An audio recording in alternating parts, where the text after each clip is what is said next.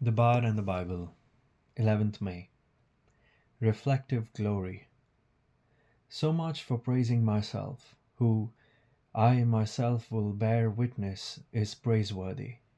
Much Ado About Nothing, Act 5. He that glorieth, let him glory in the Lord. 2 Corinthians 10:17. Benedict and Beatrice eventually confess their love to each other in Much Ado About Nothing. But they continue their verbal sparring to the extent that Benedict says, "Thou and I are too wise to woo peaceably." Beatrice says his answer argues against his point, for there's not one wise man among 20 that will praise himself, as Benedict has just done.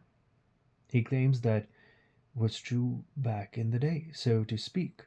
But now, if a man doesn't erect his own monument before he dies, he'll be forgotten soon after his funeral. A few moments later, however, Benedict surrenders the point. So much for praising myself, who I myself will bear witness is praiseworthy.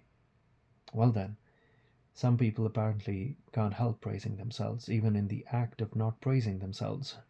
But Paul, in his first century letter to the early Christians in the Greek city of Corinth, suggested a rechanneling of such tendencies. He that glorieth, let him glory in the Lord. If you can't help but talk about yourself, tell about how God has changed your life. If you are inclined to boast, brag about what God can do. If you seek glory, let it be reflected glory, like the moon's light that comes not from itself but from a greater light. What was the last compliment you gave yourself? Someone else? God?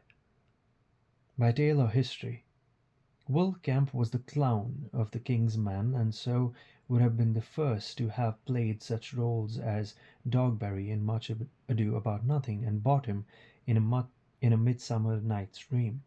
While Much Ado About Nothing contains many components of Shakespeare's other comedies, meddling and misperceptions, rumor and hidden identities, its humor relies on the witty repartee between characters.